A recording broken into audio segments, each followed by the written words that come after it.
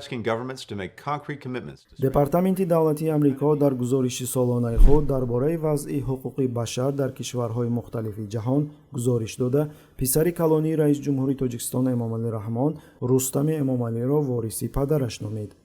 муаллифони гузориш қайд карданд, ки Рустами Эмомалӣ шаҳрдори Душанбе, ки дар моҳи апрели соли 2020 раиси Маҷлиси миллӣ таъин гардид ва бо ин амалан ба шахси дуввуми ҷумҳурӣ ва вориси тахти падар табдил ёфт.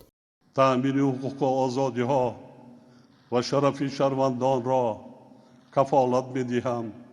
департаменти давлати амрико тоҷикистонро як давлати худкома номид, ки беш аз 30 сол таҳти роҳбарии Эмомалӣ Раҳмон буда қудратро дар дасти худ мутамарказ кардааст, дар ҳоле ки қонуни асосии низоми бисёрҳизбиро дар Тоҷикистон иҷоза медиҳад, вале ҳукумат аз аввал монеи гуногунандешии сиёсӣ мебошад, омадааст дар гузориш.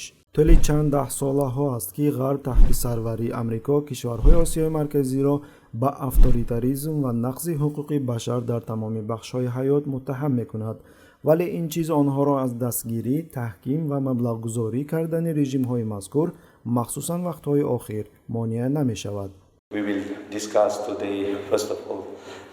дар навбати худ мақомоти Тоҷикистон аз гузориши департаменти давлатии амрико интиқод карда гуфтанд, ки он дорои хусусияти сиёсист.